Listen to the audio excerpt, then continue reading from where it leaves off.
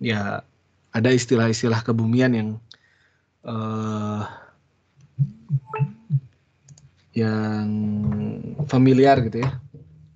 Tapi untuk jurusan-jurusan lain mungkin ada beberapa yang tidak familiar. Nah itu silakan raise hand gitu ya kalau ada pertanyaan. Jadi tidak usah menunggu saya meminta pertanyaan. Ya, silakan Anda kalau ada hal yang mau ditanyakan silakan raise hand ya.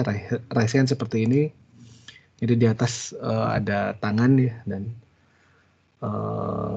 ya nanti saya akan notice ya. Baik, ya ini kita lanjutkan kuliah perubahan iklim layanan ini dan ini ada kuliah minggu ketiga ya. Ya saya yakin sebelumnya seharusnya ada materi mengenai energi budget ya. Bagaimana radiasi matahari itu mempengaruhi iklim di dunia ya secara global. Di sana ada interaksi macam-macam gitu ya, ada interaksi ya bagaimana matahari itu di scattered ya,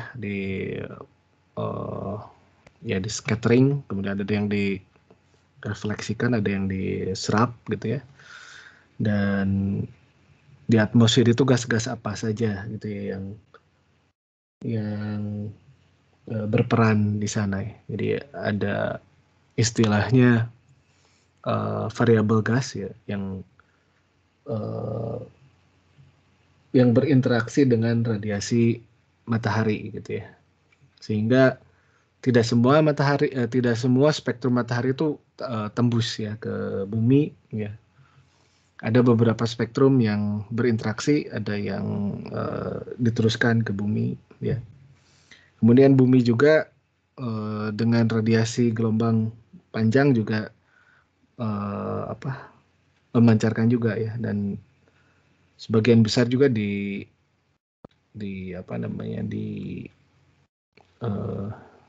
diserap ya oleh atmosfer, yaitu yang sebagai energi menggerakkan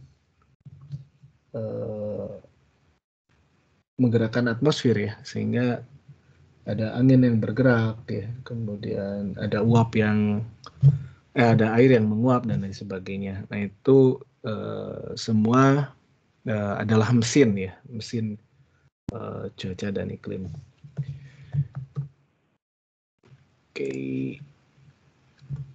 Nah ini saya refresh kembali ya mengenai sistem iklim. Jadi ini adalah sorry ini kurang stabil nih internet, saya matikan dulu ya kamera saya. Jadi ini ada sistem iklim ya. Jadi ini adalah komponen-komponen utama yang terlibat dalam iklim ya, dalam menggerakkan iklim. Ya, yang pasti drive utamanya itu ya kemarin dijelaskan adalah radiasi matahari. Jadi kalau dihitung per meter persegi mungkin ada 340-an ya watt per meter persegi matahari yang radiasi matahari yang sampai ke permukaan bumi gitu ya. Itu sebagai mesin utama. Kemudian ini di dalam buminya ini kemudian berinteraksi ya dengan macam-macam. Ini ada lapisan es ya, ada lapisan es, kemudian ada geosfer ya atau litologi ya, ada makhluk hidup ya. Kemudian ada lapisan air, kemudian ini ada atmosfer. Nah ini adalah komponen utama ya, humanosfer atau komponen manusia. Nah dalam perubahan iklim ini yang jadi percepatan ya. Jadi kalau kalau iklim di bumi itu berubah itu eh, sejak dulu sudah ada ya. Nah ini ada perubahan secara antropogenik ya. Jadi ada percepatan perubahan iklim yang dia sebabkan oleh manusia ya. Jadi ini ada komponen utama dari manusia dalam memodifikasi gitu ya, memodifikasi iklim. Ini skema ya, ini ada gambaran ada sebuah skema mengenai bagaimana eh, komponen matahari ya, melalui transfer radiasi ini berinteraksi dengan komponen-komponen yang ada di bumi ya. Nah ini eh, radiasi ini menjadi energi ya, menjadi energi. Kemudian ada yang kemudian dibalikan lagi ke atmosfer dan ada yang terlepas ya ke luar bumi. Kemudian di sini ada lapisan es ya. Kemudian di sini ada air, litologi. Eh, Kemudian ya di sini ada air yang terpanaskan ya sehingga dia menguap. Di sana ada proses rilis energi ya, misalkan ya sebagai energi laten misalkan ya. Itu adalah bagian-bagian yang akibat adanya radiasi gitu ya, akibat adanya energi di sana ya. Kemudian kalau ada panas, ya ada gradien panas gitu ya, ada perbedaan panas sehingga fluida itu menjadi bergerak ya. Ya di sana fluida itu angin ya, dan angin juga membawa uap dan material-material yang ada di atmosfer. Kemarin sepertinya sudah dibahas ya, ada aerosol, ada karbon, ada macam-macam lah ya di atmosfer itu. Nah semuanya berdinamika di sana. Nah di sini ada ada penjelasan di sini ada uh, sistem iklim gitu ya yang tadi disebutkan. Ini adalah hasil dari interaksi 5 atau berapa ini 6 komponen tadi ya. Atmosfer, litosfer, humanosfer, biosfer, hidrosfer, kriosfer ya. Kemudian dan semuanya pun berinteraksi satu sama lain. Ini yang membuat suatu sistem iklim.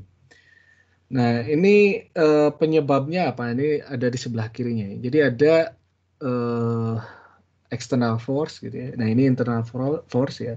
Jadi internal yang ada di bumi. Nah, ini ada eksternalnya. Penyebab eksternalnya adalah plate tektonik ya. Jadi itu di luar atmosfer ya. Kemudian ada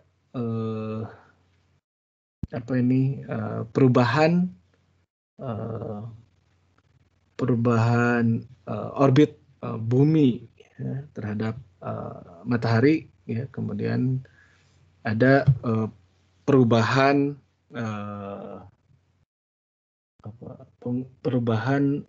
radiasi gitu ya, perubahan radiasi transfer energi dari matahari ke bumi ya. Ya kalau di sini ada teman-teman dari geologi atau dari kebumian lainnya mungkin sudah tahu lah mengenai plate tektonik ini ya. Jadi ya singkatnya adalah benua ini jalan-jalan lah ya, di bumi ini jalan-jalan. Dengan adanya perubahan tiap masa ke masa gitu ya, tektonik ini, benua ini ya itu mempengaruhi sistem bumi gitu ya, sistem iklim bumi ya. Yaitu terjadi karena diferensiasi temperatur ya. Jadi ada perbedaan kan ya, kapasitas darat dan laut dan lain sebagainya. Kemudian juga di sini ada perubahan orbit bumi ya terhadap matahari. Jadi ini berkaitan dengan siklus Milankovitch lah ya, Milankovitch. Ya saya lupa ingat ini. Ya ada 3, harusnya ada ya ada 3 lah ya, ada 3 siklus orbit bumi terhadap matahari itu. Jadi kalau punten ini kayaknya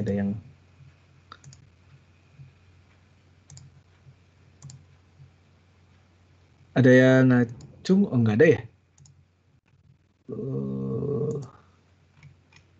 Oke, tidak ada. Oke, ya tadi sampai mana ya?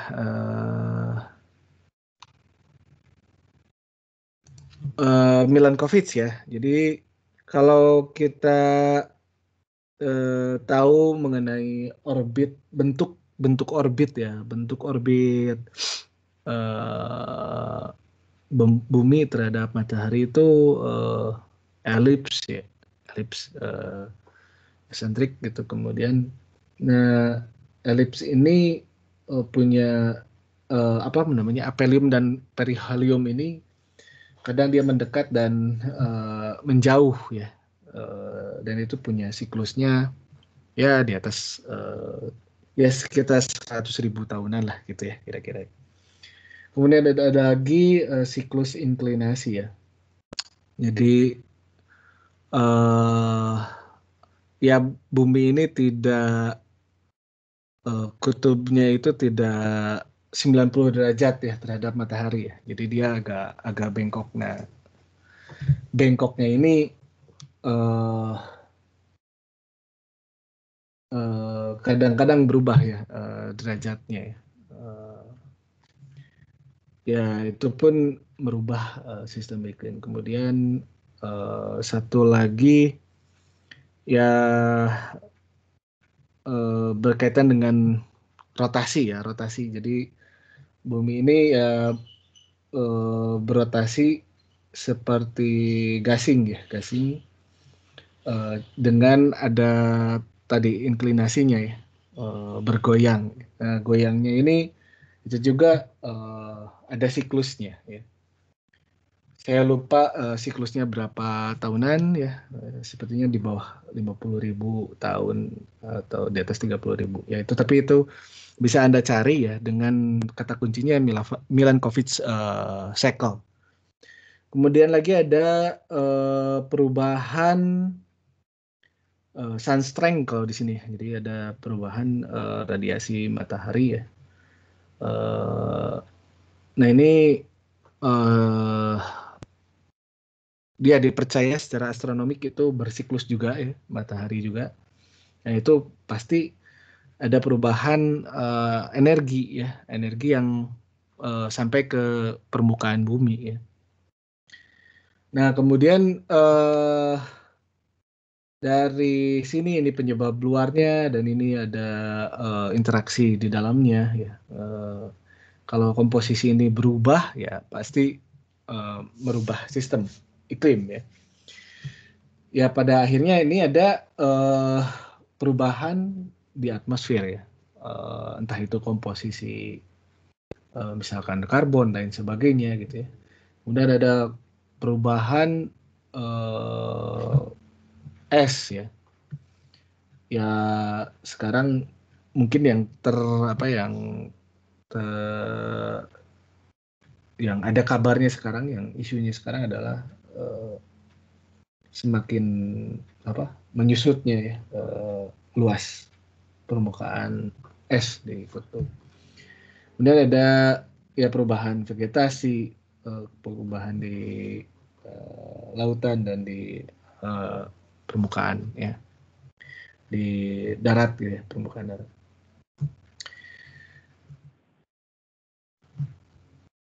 Oke, nah ini Jadi matahari itu ketika dia sampai ke radiasi matahari ya, bukan matahari yang sampai. Radiasi matahari sampai ke bumi itu tidak rata ya radiasinya ya. Makanya ada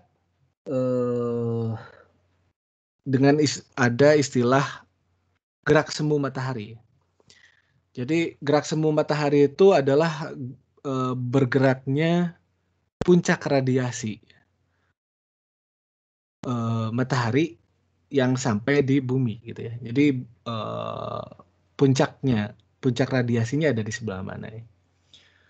Nah, ini secara rata-rata itu ya bisa dilihat seperti gambar ini ya, seperti gambar ini. Jadi di sini ada kutub, ini ada ekuator, ini ada kutub ya. Dan anggaplah matahari dari sini gitu, memancarkan radiasi di sini. Nah, yang pertama karena bumi itu bulat ya, cenderung lonjong sehingga yang mendapatkan radiasi itu adalah yang mendapatkan radiasi secara apa namanya duluan lah gitu ya, yang merata itu mau mataharinya dari sini atau dari sini ya ekuator gitu ya. Jadi ini puncak apa namanya pusat energi lah ya. Itu yang pertama. Kemudian ini kita lihat nih radiasinya. Ini kan radiasi sebetulnya merata ke seluruh bukan merata ya. Apa namanya? Ya dia secara rata-rata ini semuanya apa namanya terpapar lah radiasi gitu ya. Nah ini kalau kita lihat nih kalau di titik ekuator ini ketika matahari anggaplah puncaknya ada di sini, ini secara konsentrasi gitu ya, konsentrasi radiasi itu pada titik yang lebih sedikit gitu ya daripada yang di kutub-kutub ini. Jadi konsentrasi radiasi matahari yang sampai di bumi gitu, di halo, kayaknya ada gangguan tadi. Halo, masih bisa dengar saya? Terdengar, Masih, Pak. Pak. Oke, Terdengar, ya. Pak. Makasih. Ya secara konsentrasi, jadi kalau misalkan dari mataharinya itu datang ke bumi ya dengan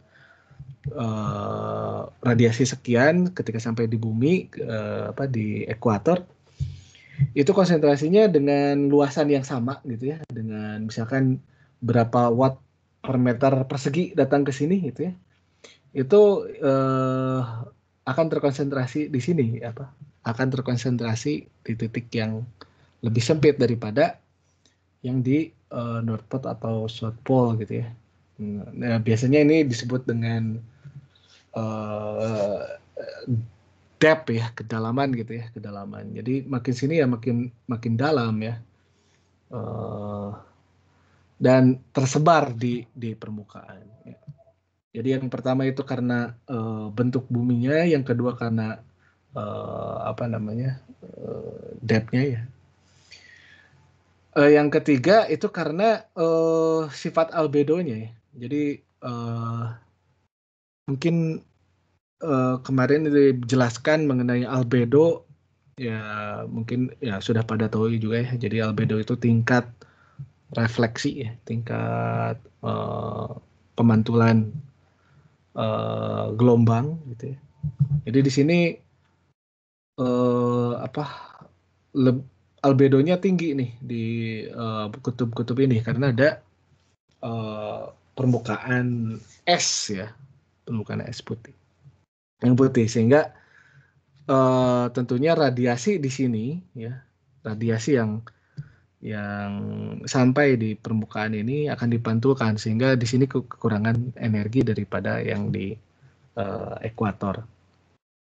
Nah, hal-hal tiga hal tadi itu mengakibatkan adanya differential heating ya, atau perbedaan pemanasan di permukaan bumi gitu ya. Nah, ya pada akhirnya secara temperatur ya, bumi ini bisa dibagi seperti ini ya. Jadi ada ekuator gitu ya. Jadi zona ekuator atau torrid zone gitu ya. Kemudian ada zona temperate. Halo, kayaknya tadi ada masalah lagi, saya keluar masuk terus. Oke, ada temperate zone ya, zona dengan temperatur yang sedang gitu. Kemudian ada frigid zone ya, atau polar zone ya, yang dingin ya. Ya, nah ini adalah zona yang semi permanen ya. Jadi rata-rata iklim gitu ya, berdasarkan temperaturnya gitu ya, secara semi permanen itu seperti ini gitu ya, seperti ini. Jadi ada yang mendapatkan hangat sepanjang tahun ya, ada yang temperate, artinya kadang ada hangat, ada dingin ya. Kemudian ada yang dingin ya sepanjang tahun. Nah, karena ada diferensiasi panas ini ya, jadi ada energi ini kan secara termodinamik itu harus tersebar gitu ya, tersebar. Nah, sebaran yang menyebar ini ya dengan sistemnya adalah dengan adanya sirkulasi.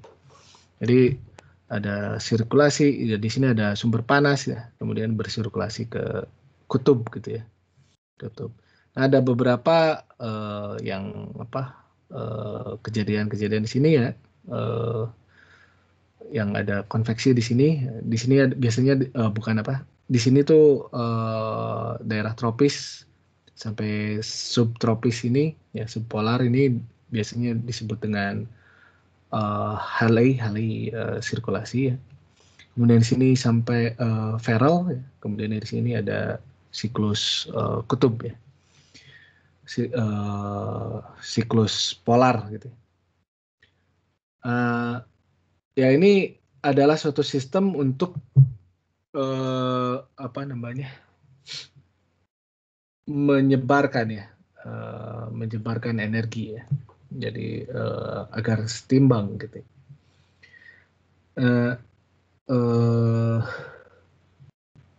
Nah di sini menjadi iklim itu menjadi semi permanen. Jadi secara rata-rata nih, ini ada penjelasannya ya. Jadi kalau misalkan di ekuator ini ya banyak nih gitu ya, banyak sekali hujan gitu ya, banyak sekali hujan di semua season ya. Kemudian ini misalkan di 60 ini ya cukup gitu ya, tidak seabundan yang di sana ya. Kemudian di sini ya jarang presipitasi. Jadi di sini dengan hujan gitu ya, dicirikan iklimnya itu dengan hujan. Kemudian dari subtropik ya, dari sini sampai sini ya dicirikan dengan temperatur gitu ya.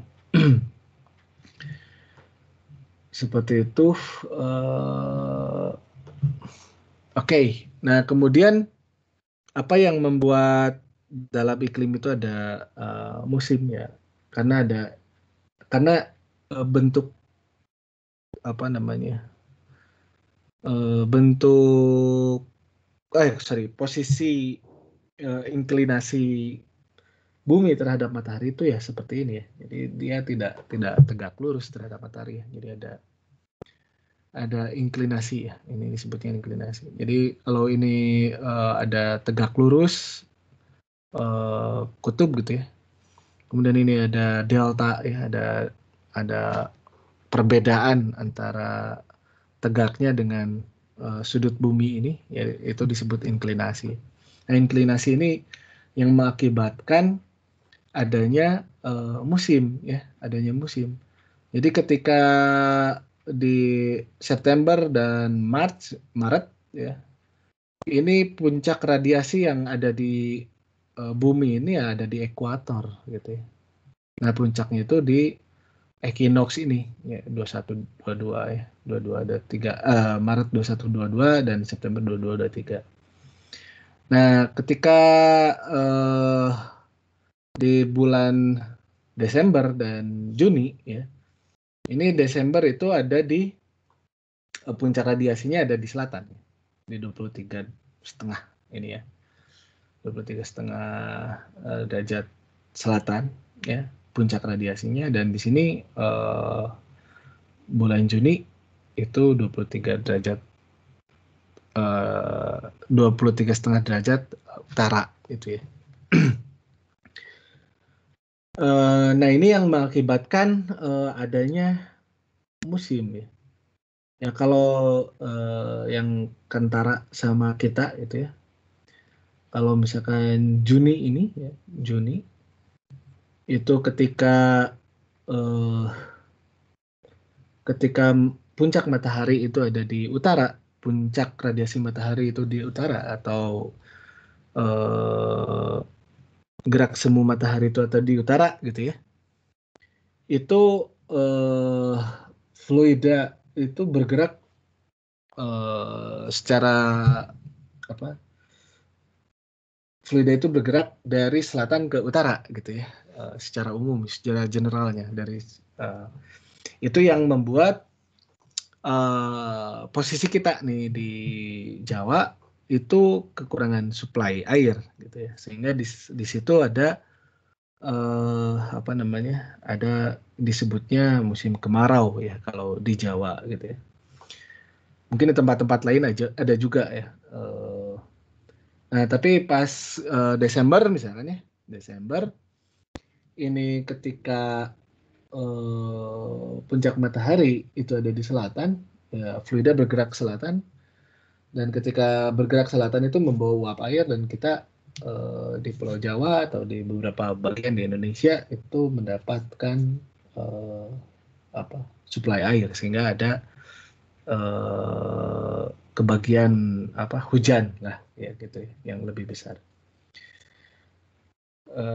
Seperti itu. Nah, ini yang menyebabkan adanya musim ya. Jadi kalau inklinasi itu tidak ada, itu ya apa iklim itu fix saja gitu ya. Nggak akan ada pergerakan ya minimal sekali pergerakan atau dinamika di atmosfer itu minim sekali gitu. Kemudian ya tadi ada adanya distribusi daratan dan lautan pun itu menentukan musim gitu ya, menentukan musim. Kadang kita dilewati oleh angin yang tidak ber apa namanya, bersuplai air, ada yang kadang-kadang dilewati oleh ada satu musim yang dilewati oleh uh, banyak suplai air gitu ya. Angin yang di apa yang membawa suplai air uh, seperti itu. Nah, ya tadi uh, secara global ya, secara global itu seperti itu ya. Jadi tapi dalam dalam uh, dalam mengkaji iklim itu ada beberapa skala gitu ya. Ada beberapa skala tergantung apa yang mau kita uh, cari dari iklim tersebut gitu ya. Variabel apa yang ingin ditonjolkan dari iklim tersebut ya. Jadi ini secara umum ada 4 skala iklim ya. Yang pertama itu mikroklimat ya. Itu 1 sampai 10 pangkat 4 meter persegi ya, atau 1 hektar ya. Jadi 1 sampai 1 hektar itu mikroclimate. Kemudian ada mesoclimate ya, dari 1000 meter persegi sampai 10 pangkat 8 ya. Kemudian ada macroclimate 4, atau disebutnya sinoptik ya, dia lebih regional gitu. Itu dari 4 ya 10 pangkat 8 sampai 4 ya apa namanya, lebih dari 4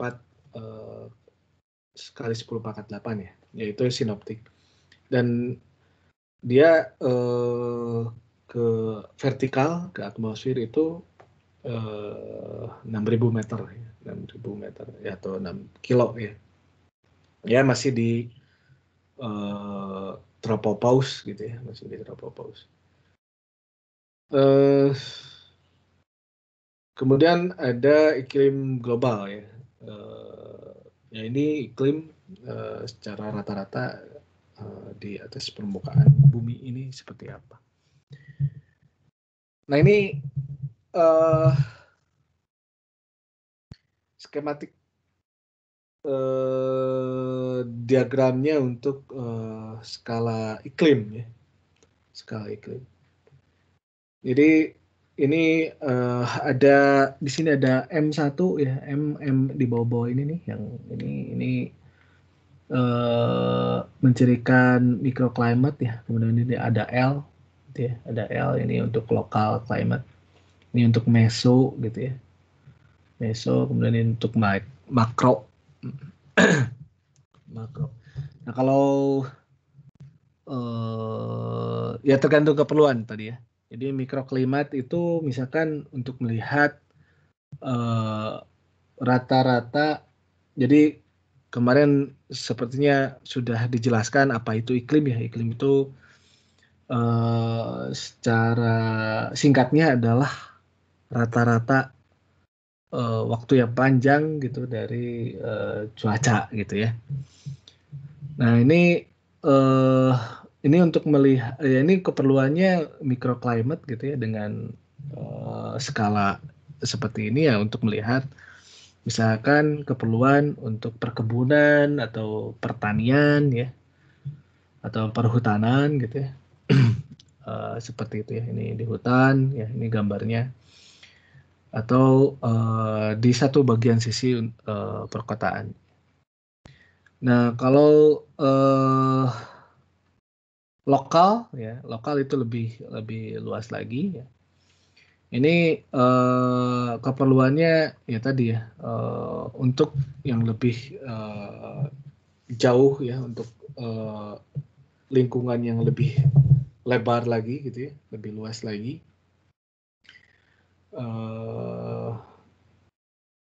Ya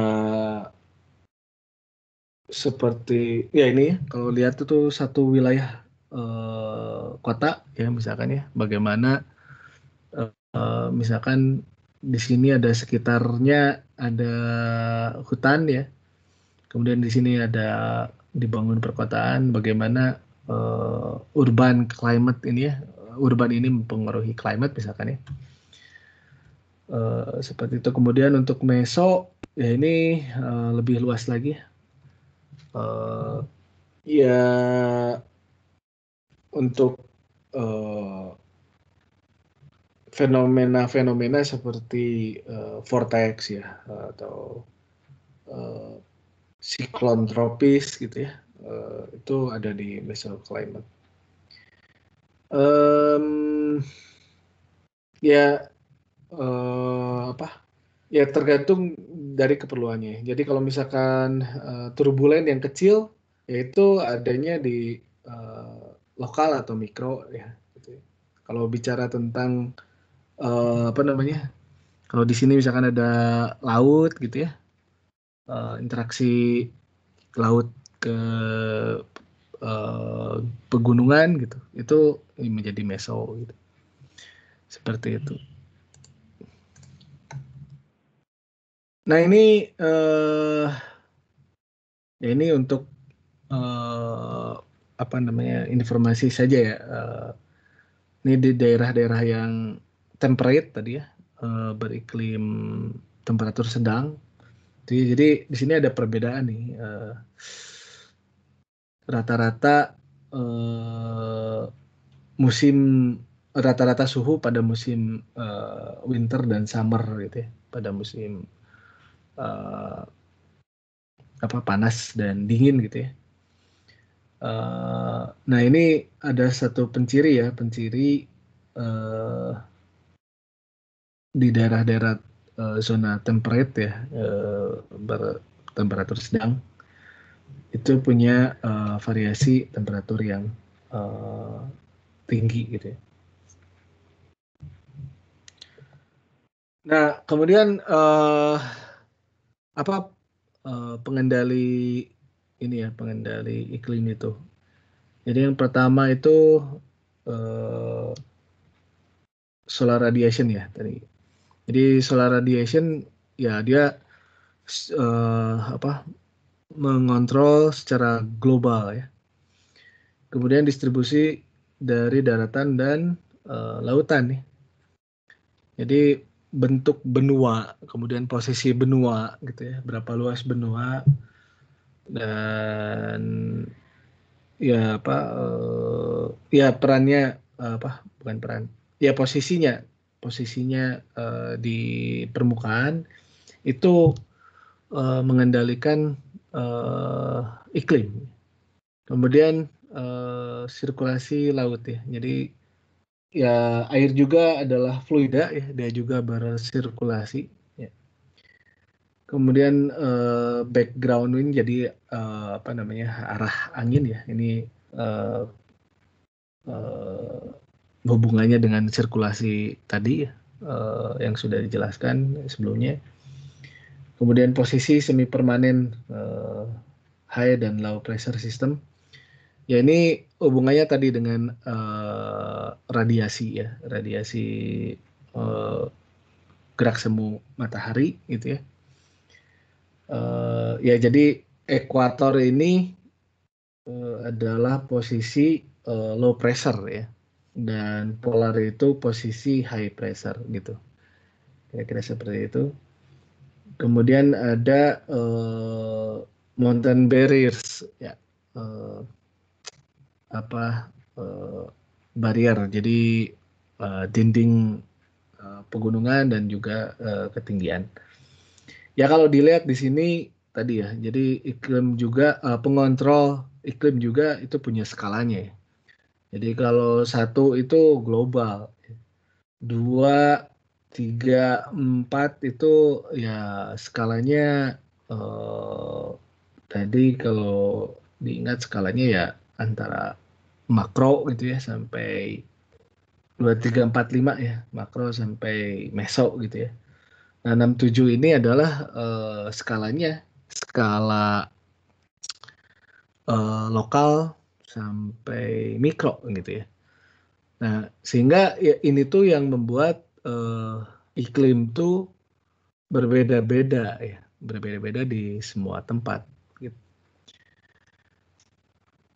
Kira-kira seperti itu. Nah, iklim yang berbeda itu ya kita bahas sekarang. Jadi ada klasifikasi iklim.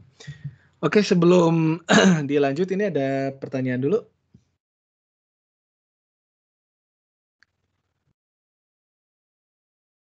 Ada pertanyaan? Tidak ada. Kalau ada yang membingungkan atau penasaran itu langsung jawab saja. Langsung jawab, sorry. Langsung bertanya aja ya, raise hand. Sepertinya tidak ada yang bertanya. Oke, siapa ini? Mohon raise hand dulu. Biar kelihatan. Oke, Yolanda ya. Yolanda. Silakan Yolanda. Bertanya kok tadi ada yang makro mikro gitu kan, ada yang global kan, terus keterangannya sedikit entire earth. Aduh, maaf Yolanda, ini saya kurang jelas. Sekarang masih kurang jelas nggak? Maaf, ini teman-teman ada yang bisa mendengarkan?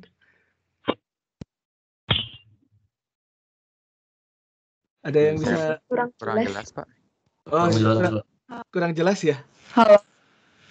Yolanda bisa dituliskan pertanyaannya di kolom chat. Ada show conversation di sana, bisa di ini. Ya, sambil menunggu Yolanda, tadi ada pertanyaan, kayaknya ada yang mau bertanya lagi, silakan. Maaf ya Yolanda, tidak jelas. Ada pertanyaan lagi?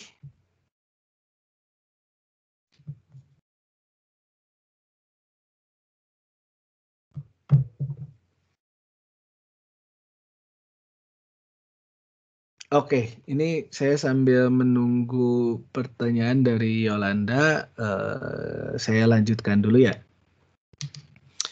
Ya, jadi ini ada tema kali ini adalah klasifikasi iklim. Jadi kenapa dan kenapa harus ada klasifikasi iklim?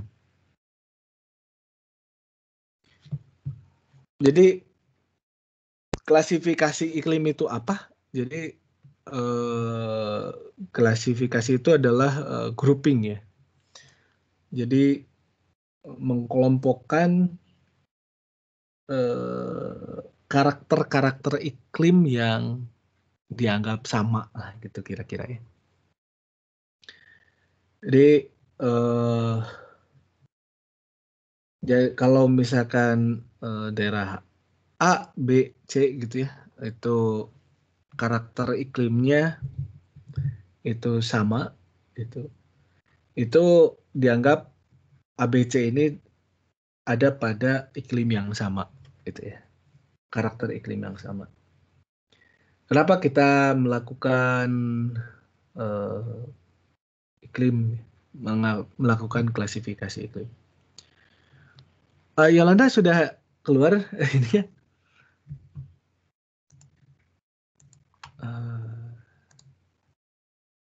Belum ada sih.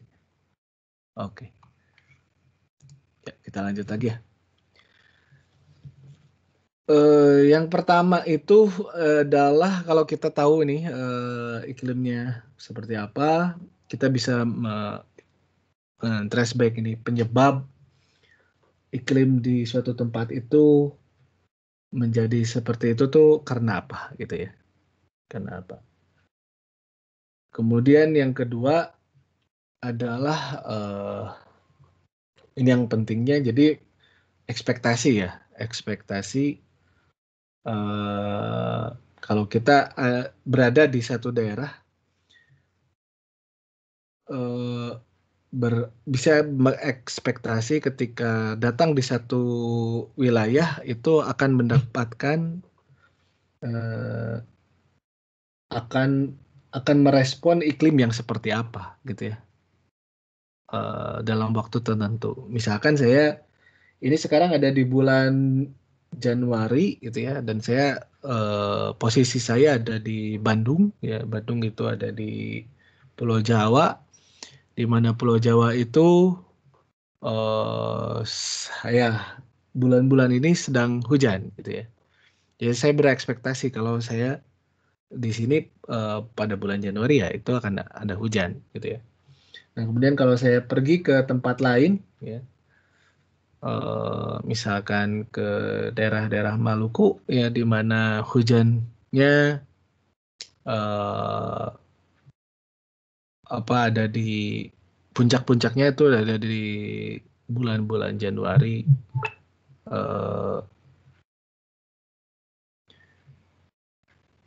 ya Januari, Juli ya, sorry Juni, Juli, Agustus ya. Jadi saya kalau misalkan pergi ke sana ya saya berekspektasi ada hujan.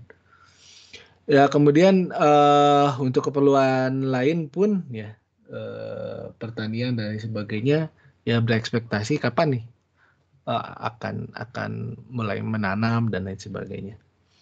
Oke, ini ada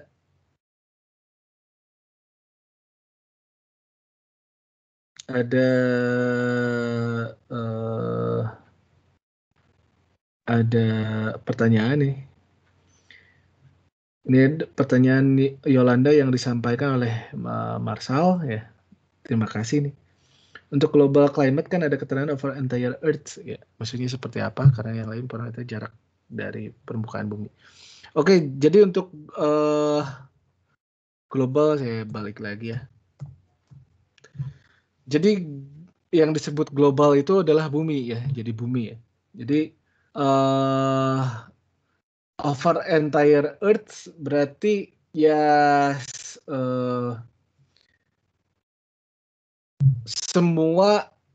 semuanya yang ada di bumi ini. Jadi skalanya sebesar apa? Skalanya sebesar permukaan bumi gitu ya. Kira-kira jelas Yolanda? Aduh nggak bisa ini juga ya. Gimana Yolanda?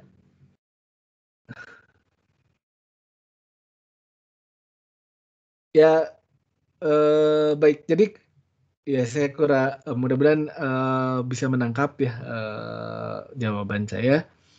Jadi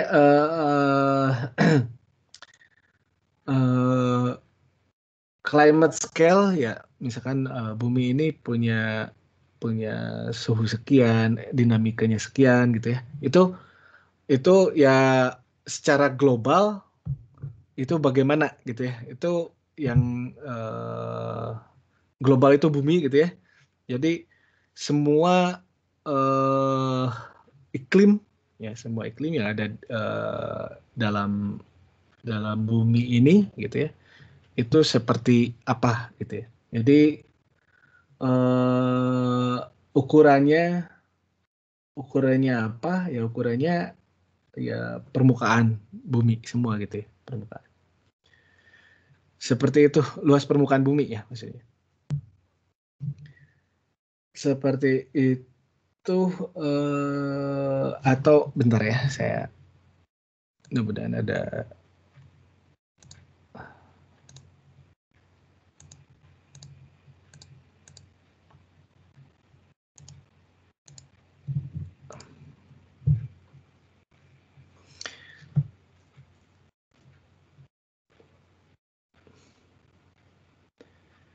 eh jadi kalau apa saya kasih contoh ya misalkan untuk micro scale itu ada turbulen ya turbulen yang 2 meteran misalnya terus kemudian untuk uh, meso gitu ya meso scale itu ada uh, apa ya ya misalkan yang skala-skala 20 kiloan gitu ya 20 kiloan seperti uh, siklon dan lain sebagainya gitu ya.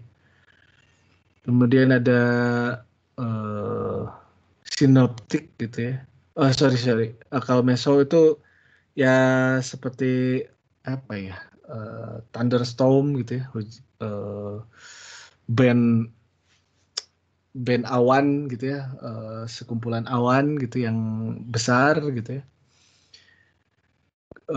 Kemudian juga ada interaksi laut darat ya seperti uh, ya angin laut, angin darat ya, land sea breeze gitu ya, land dan sea breeze ya, yaitu ada di mesoscale. Ya. Kalau sinoptik itu ya tadi ya kayak siklon tropis dan lain-lain ya, yang ukurannya lebih besar. Nah kemudian ada global scale ya di atas 5 ribuan itu misalkan efek-efek El Nino gitu ya, bagaimana El Nino mempengaruhi satu belt ekuator ya, sampai dia mempengaruhi ekstra tropik gitu ya, di luar ekstra tropik. Dan itu udah masuk ke global. Ya itu udah di atas 5.000 kilo ke atas gitu ya, kira-kira seperti itu. Mudah-mudahan Yolanda bisa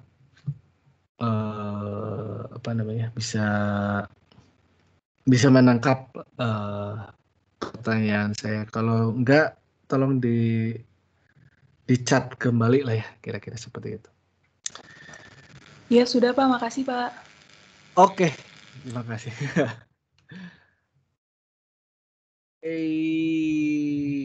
Kita lanjut ya.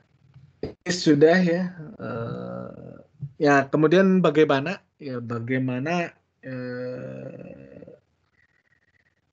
caranya ya? Jadi diambil parameter yang menjadi domain elemen ya, atau variabel cuaca atau iklim yang dominan gitu ya, yang dominan di sana. Itu bisa temperatur, bisa presipitasi ya, atau variabel yang lain, misalkan kelembaban ya, dan ya itu biasanya tergantung sama keperluan juga ya. Ya kalau di kita mungkin yang menjadi acuan itu adalah hujannya, misalkan ya kalau di tropis, karena temperaturnya itu ya beda-beda sedikit gitu ya. Beda dengan di daerah-daerah yang temperate tadi ya, temperate zone. Nah kalau di daerah-daerah lintang tinggi ya pakai temperatur gitu ya, untuk mengklasifikasikan iklimnya, atau dikombinasikan dengan variabel yang lain. Itu yang pertama ya, jadi yang pertama itu menentukan elemen atau variabel cuaca iklim mana yang menjadi acuan ya. Kedua, menentukan nilai ambang batas ya, ambang batas. Jadi kalau misalkan hujannya sekian sampai sekian gitu ya, itu ada di iklim mana gitu ya, atau kurang dari sekian dia ada di iklim mana ya, seperti itu. Oke.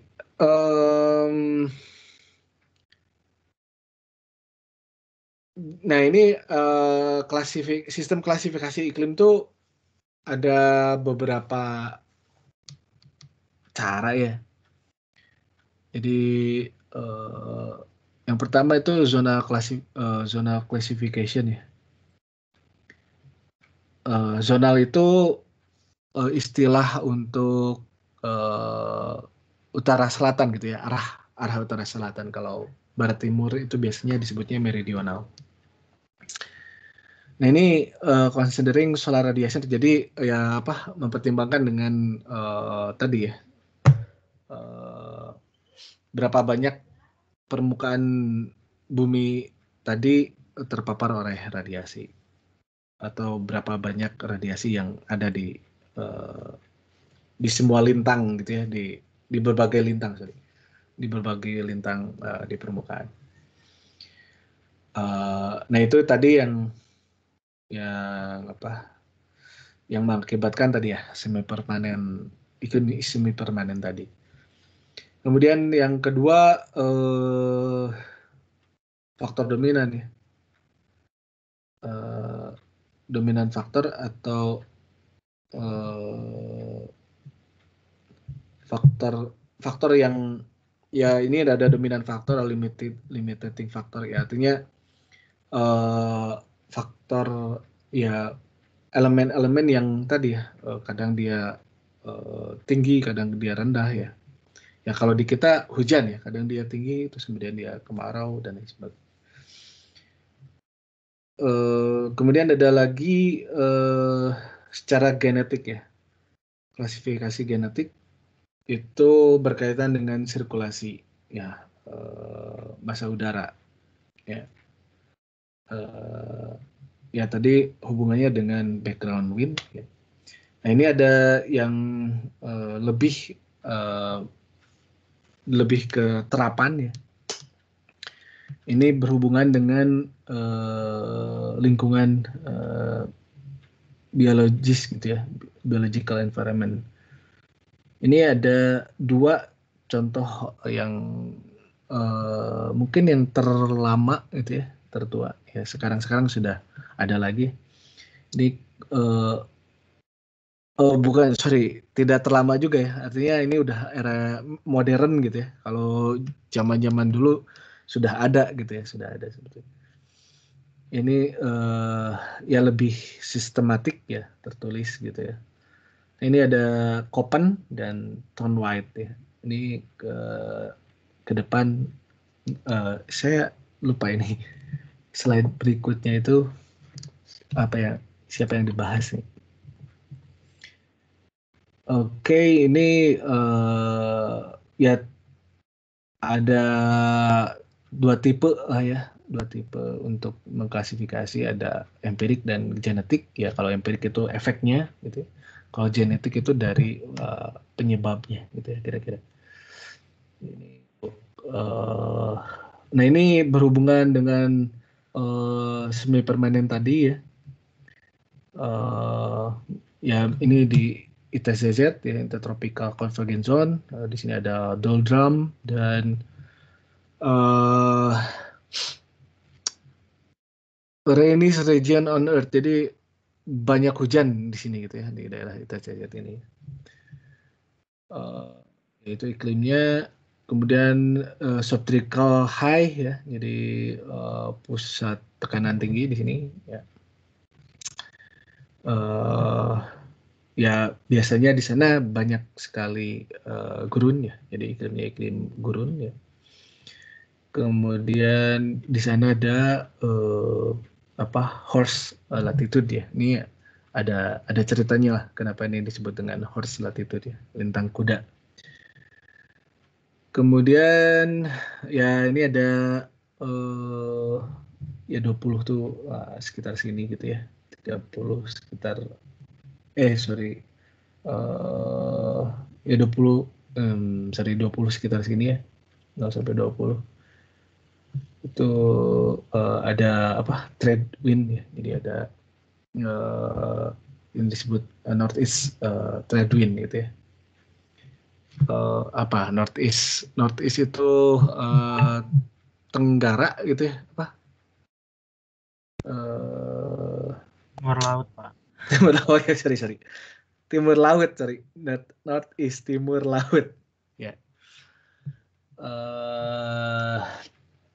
Jadi ada angin dari timur laut ya. Kemudian ini ada subpolar ya, ini dry ya, iklimnya iklim kering, dingin gitu ya. Nah ini kita masuk ke Koppen ya. Ya tadi kita yang tadi itu bicara tentang iklim tadi berdasarkan efek radiasi matahari ya, yang mengakibatkan iklim yang semi permanen. Kemudian ini ada Koppen ya, Koppen, klasifikasi Koppen ini ya saya jelaskan tadi itu berkaitan dengan keperluan vegetasi ya, keperluan kehutanan ya. Yang digunakan ini ya ini digunakan 1918-an ya. Jadi ya 1900-an ya, artinya sudah klasifikasi iklim yang modern ya. Kemudian Koppen ini adalah seorang botanis ya, dan dia sebenarnya menerapkan ini untuk melihat bagaimana iklim itu atau bagaimana vegetasi itu adalah bagian respon dari iklim gitu ya kira-kira. Makanya ini adalah iklim yang lebih terapan ya, lebih terapan. Nah, Koppen ini itu ada klasifikasinya itu ada 3 order ya gitu ya. Jadi order pertama 1, 2, 3 semuanya itu di apa di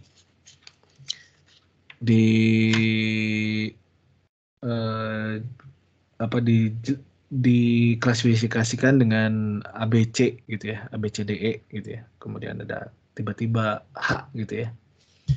Kemudian ini ya juga karakter yang kedua juga tidak ABC ya, tapi ya ada ABC tapi ada yang F, MW gitu ya, WS dan lain sebagainya. Nah ini ada 3, jadi ada Koppen itu ada 3 karakter gitu, ada 3 karakter ya disebutnya first order, second order sama third order lah gitu kira-kira ya. Nah ini yang first ordernya itu ya lebih generik ya. Dan ini menjelaskan lebih generiknya itu lebih terlihat dia mengklasifikasikan dalam lintang gitu ya. Di sini ada tropical rainy ya, kemudian ada dry, kemudian ada mid latitude warm, mid latitude cool gitu ya. Kemudian yang terakhir itu polar gitu ya. Nah ini ada penjelasannya gitu ya, di atas 18 derajat ya. Kemudian kalau dry itu tingkat evaporasinya lebih besar dari presipitasi dan lain sebagainya. Nah, ini Anda bisa lihat ya. Jadi ini ada second order tuh, ada FMW gitu ya, sorry. Kemudian ada WS gitu ya. Kemudian ada third order itu H, K ya. Ini Anda bisa ini sendiri ya. Anda bisa pelajari sendiri. Dan ini nah sampai ada H gitu ya. Ini saya kurang tahu nih maksudnya ya. Kenapa nggak F gitu ya? Atau kayak nilai aja T gitu ya. Seperti itu. Nah ini adalah hasil dari klasifikasi Koppen gitu ya. Ya tadi misalkan yang daerah-daerah ini nih, yang daerah-daerah mana nih, kuning, ini dah BWH misalkan ya. Jadi kalau kita datang ke BWH ini, ya udah kita berekspektasi nih. Ini kalau kita datang ke sana ya gurun yang kita dapatkan ya, gurun tropis, kering, ya, dan terik gitu ya. Atau misalkan kita ya ini AF itu ya tropis ya, hangat gitu, dan ya terik ya hangat di matahari ada di seluruh musim gitu ya. Dan kalau di AM misalkan ya banyak hujan gitu ya di sana ya. Ya seperti itulah kira-kira. Ini bahan tayangnya habis. Ada pertanyaan?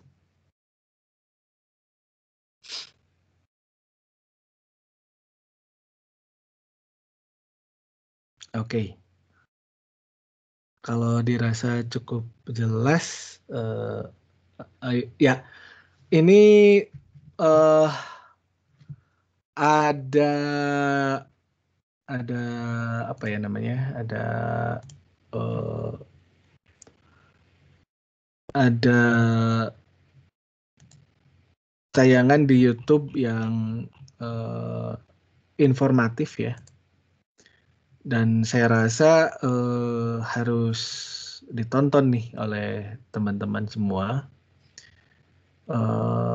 Coba saya ini apa? Saya coba kirimkan ya ininya, linknya.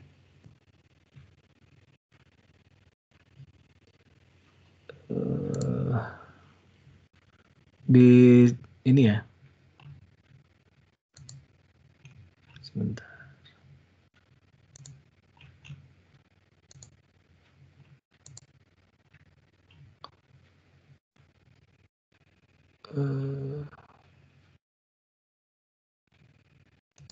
Salah.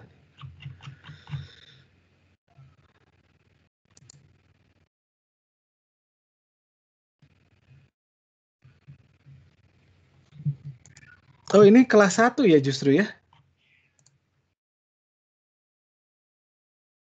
Oh, ntar. Sebentar, ini kok ada banyak kelas ya? Mas Wawan? Halo, Mas Wawan, bisa respon saya?